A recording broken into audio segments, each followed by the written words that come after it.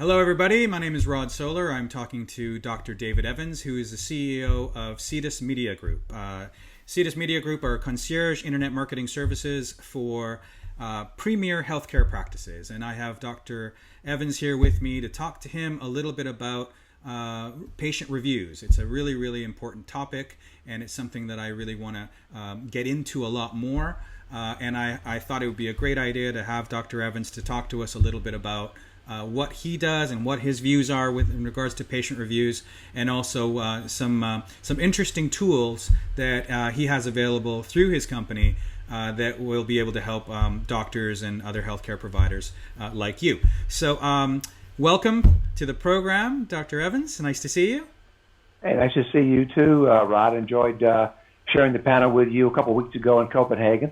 Enjoyed your talk and about video, using video and importance of it for converting and attracting new patients. So enjoyed that topic as well. Super. Yeah, thank you. Appreciate that. Just on that note, we were just at ESCRIS, the European Society of Cataract and Refractive Surgeons over in Copenhagen, and there's lots and lots of material up on the blog about that. But we got a chance to meet personally, so we probably should have done that then. But hey, here we are now, and and David, if I can call you David, if that's okay. David is over in California, and I'm here in London, so this is quite transatlantic, so it's really, really quite cool. So, David, the first question I wanted to ask you is about the importance of online reviews and how they relate to healthcare businesses. Right. Well, that's a really good question. I mean, there's a lot of data out there now about from the Better Business Bureau, for example, in the U.S., and now it's really translating to the rest of the world markets, but particularly for premium healthcare, elective healthcare, where consumers are making a decision to spend their own money. It says that more than 80% of consumers use reviews to make a buying decision. Also, the stars on that are associated reviews now are part of our vocabulary, and people look for stars when they're making a judgment about a practice. So it's becoming extremely important for making those decisions. And of course, Harvard has a now very famous study that showed that depending on whether reviews are trending positive or negative, they can shift revenue by up to 18%. So it can have a big impact on practice revenue. And if I could do a quick little demonstration here. So, if we're on Google, for example, and we'll look for, I'll search the term LASIK surgery Austin. And then, of course, here are the typical ads. And do you want to share your screen with me, David, so I can see? Oh, yes. Yeah, let's do that. Reviews are very important for a number of reasons, and one of which is consumers now look for the star ratings when they search online, and a lot of reviews typically mean that the surgeon's is very good. That's how people associate with it. So here's an example of Google. We go in and look for the terms, for example, LASIK surgery Austin. You can see our client here who's incorporated this reviews program, Austin Eye. So all three have stars, but you can see he has 95 reviews on Google, and that gives them a big advantage in the eyes of the consumer when they're looking for a surgeon. So the first step is really to get the star rating, and secondly is to really continue to have a number of reviews so people see you as a credible source. Just like anything else, if you go look at a restaurant and the restaurant doesn't have many reviews, or if the reviews aren't recent, you begin to wonder about the quality of the restaurant, even though the number of reviews may have nothing to do with the quality or recent quality, but that's just how people think. So it's very important from that standpoint. Can you tell me a little bit about what the difference is between this, for example, and the perception of this, and say like a typical testimonial that somebody would just find on somebody's website, which are ubiquitous? I mean, usually today, most eye centers will have some kind of testimonial on their website where they can share what their patients think about them. Right. Well, that's a great question, because reviews and testimonials are very different. A review typically consumers look for specific things. They look for a star rating. They want it to be recent. Typically, it's going to come from a third-party website, and that's the key. Is that a review is seen as from a third-party website is seen kind of something that's been vetted by this other site. Whereas a testimonial obviously is something that the doctor asked for directly on the site or directly from a consumer. And although testimonials are very important, and I think it's very important to include them in videos, as you have said many times, I think reviews add another layer of credibility because it comes from a third party. And that's why from Yelp or Google or something that people recognize as a credible source, it just adds that Google credibility to the review is pretty much what it comes down to. So isn't it somewhat difficult to get patients to give you online reviews? I mean, doctors are obviously extremely busy, and sometimes they're a little bit reticent to ask people to give them reviews. And when they do, the patients will go away and typically might forget or might not necessarily know how exactly to go about giving you the review in a location that is a third-party source. I mean, they might send you an email, or they might even text you, or even respond to a Facebook page or something like that. So how do you go about actually encouraging people to give doctors reviews? Yeah, that's another really good question, because it is hard.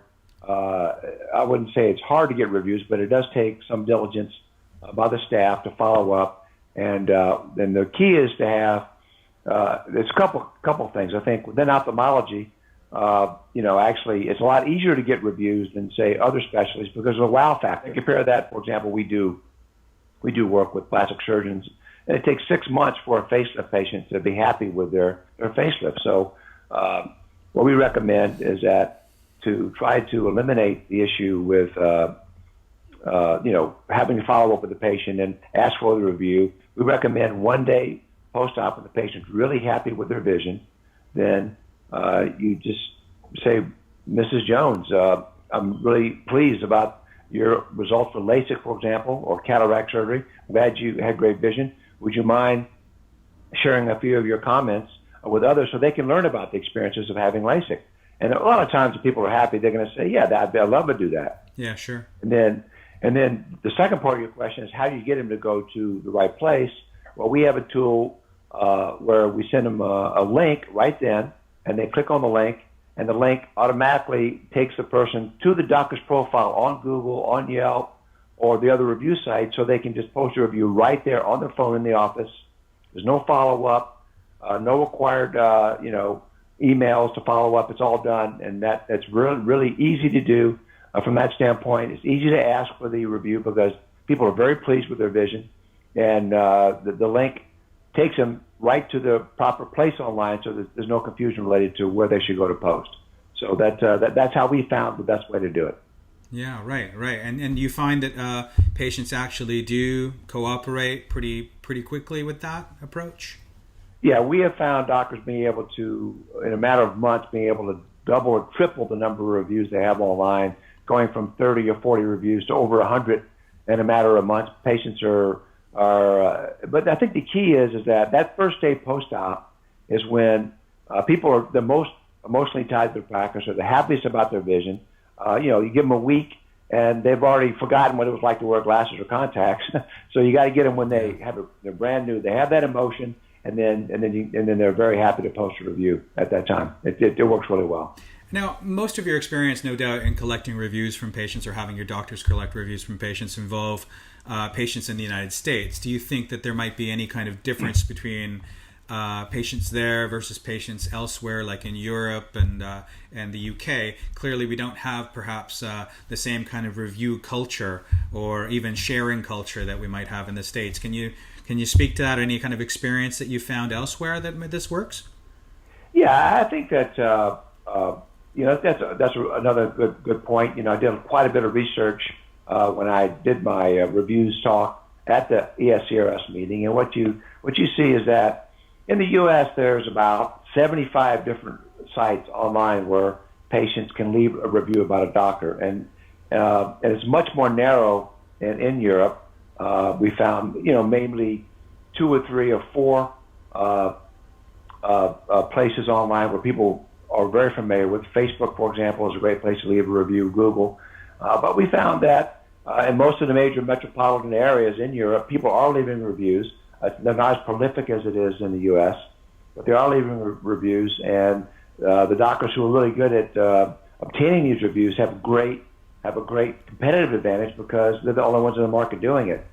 I found a number of markets where only a handful of doctors had stars next to their name, and of course that gives them a tremendous advantage.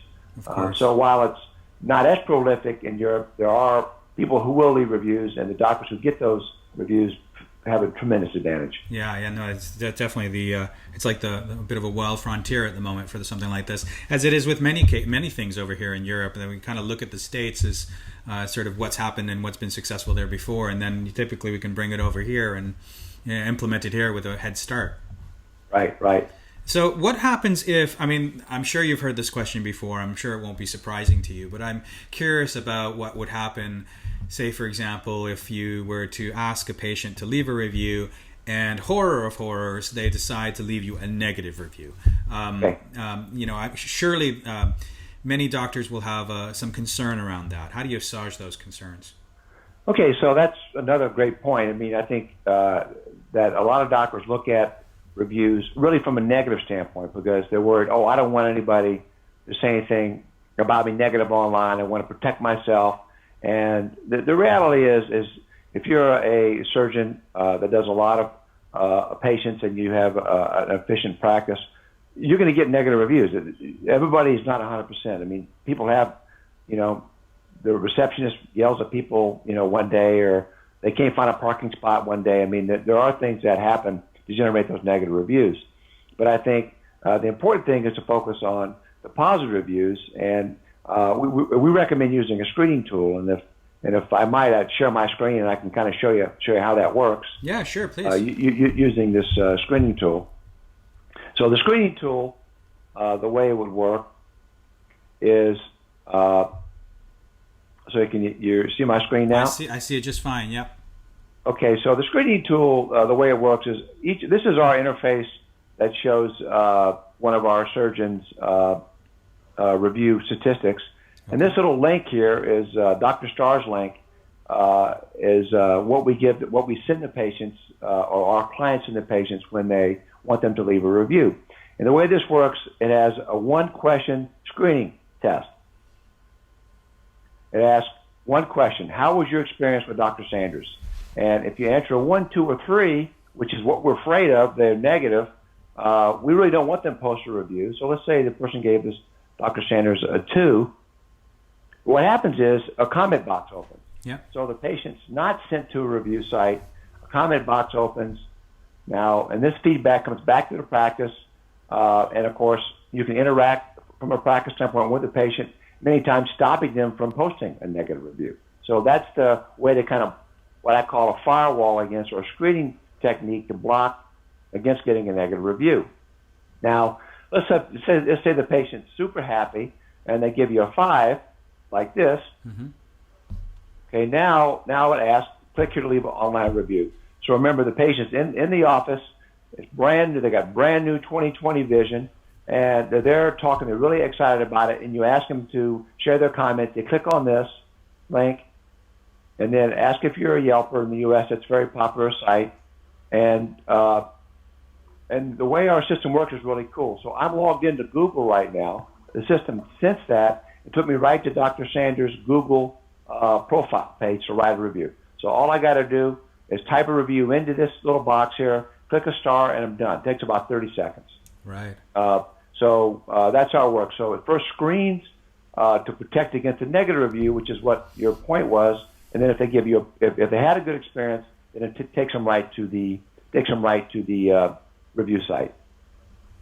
And I suppose you can send this rating screen. You can send it to them over an email, even automated email. Say, for example, 1 day post-op, so it gets to them right on time. Or perhaps you could even give it to them on an iPad in the office, and they could just type it in there. Yes, the iPad, the review sites screen the IP address of the people who post reviews. So If too many are given on the same device, like the same iPad in Office, they'll block that. But so we recommend just texting the link to them right on their iPhone. Everybody has a smartphone. Text a link right on their iPhone in the office, and it's done. It's a way everybody uses a different IP address because it's a different phone for everybody, and they just do it right there. And if you don't want to put the link in right one day post-op, you can email it to them afterwards. After the patient has had their surgery, you just email it to them. It does have that one-step screening, so even if you email it to them and you're not in the office with them, if they give you a 1, 2, or 3, it's not going to send them to a review site. So the best way to do it is the 1 day or 2 day post-op when the vision's really great, but you can also email it to them afterwards, email the link, or text it to their cell phone afterwards. That's really easy too. Right. Can you perhaps show an example of what these reviews look like when they actually end up, we can kind of understand what they look like on the review sites, but can you also embed those into your website if you wanted to share them? Yes, okay. I'm going to go ahead and share my screen again. Okay. And show you, we'll go back to our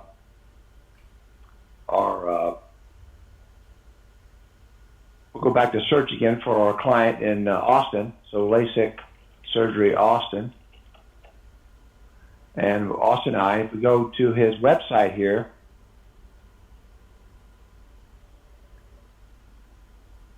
okay, you can see this, what we call a little review widget. And what this is doing is it's promoting his reviews on every page of the website. And if you think about converting online, I mean, who knows more about converting online than Amazon? And if you look at Amazon's site, what you'll see is every page of the site has reviews, and they mix the reviews in with product information because they know it converts. Yeah. So we recommend the same thing. We use this widget. You pull the reviews, and then you put a little snippet of the reviews on every page, so it gets people intrigued.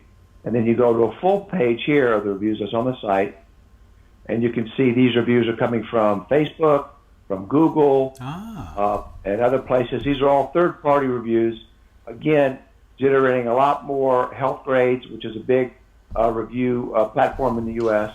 And while the testimonies are important, this provides that third-party credibility from a Facebook or Google, because people see those sites with other credibility. So you just pull these reviews right into your site.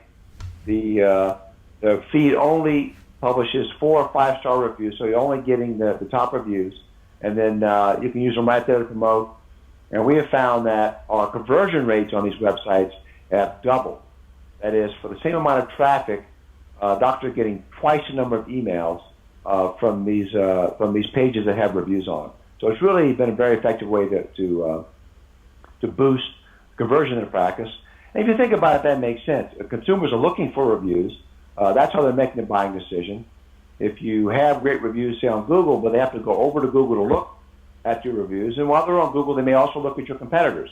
Mm-hmm. Much better to keep them on your site, control the message, and that way they convert right there. They come to your site, they learn about LASIK, they learn about laser cataract surgery, they see your reviews, they contact the practice.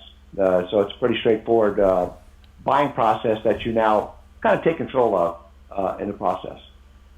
Yeah, and I mean we all should recognize that reviews are an excellent example of social proof, which is one of those big influencing principles that really help to persuade people to do things. It's amazing to me sometimes that for right or wrong, people will look at a review and will often take the words of that review at greater heart than, say, statistics or data. They'll actually put more trust into what somebody like them has said. Yeah, I think that's a very good point. I mean, Nielsen did a study when they showed that 80% of consumers will give social trust to a review from somebody they don't even know. That's almost as high as a direct word-of-mouth referral, which is actually pretty amazing. Yeah. But I think what happens is it comes back to the whole idea of this social trust based on the credibility of these review sites.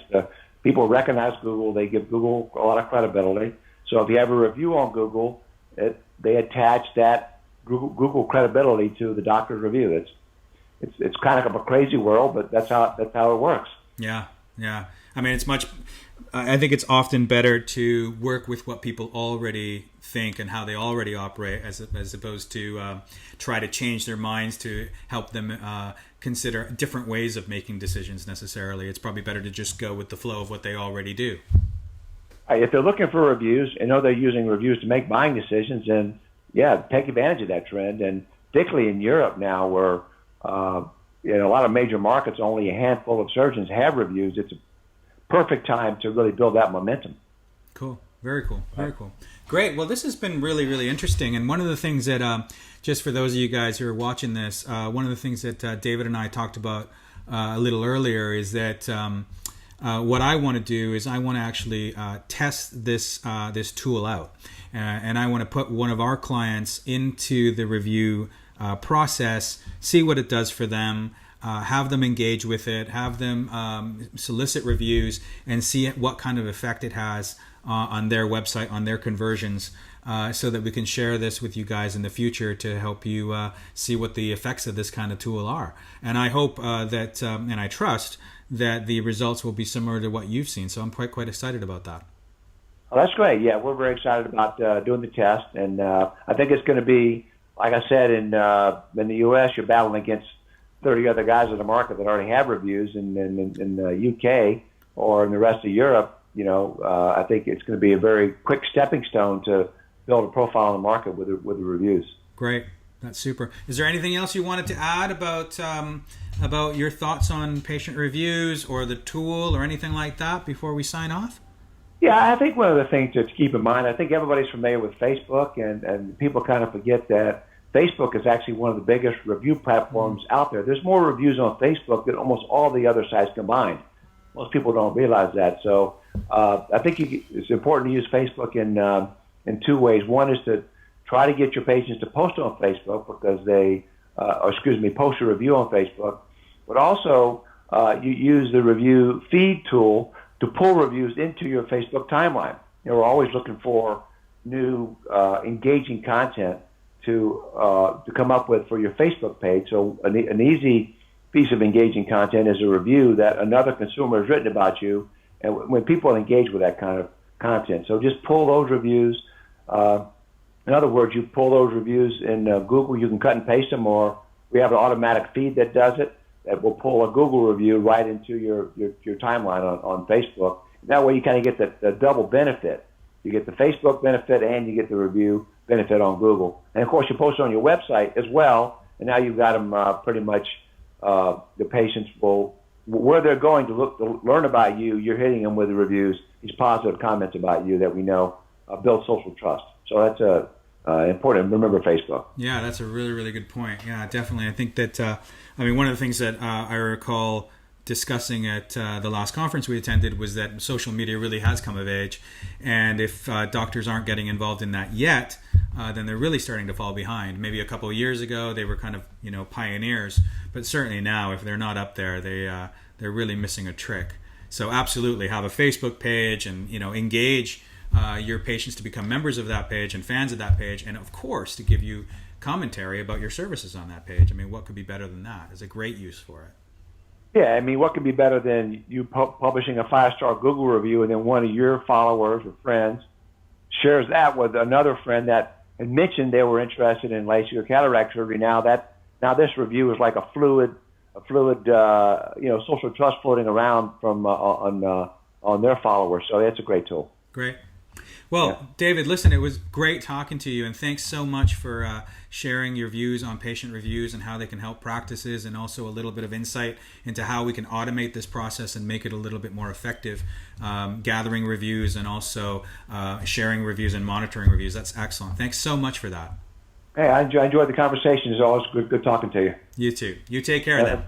Yeah, you bet. Okay.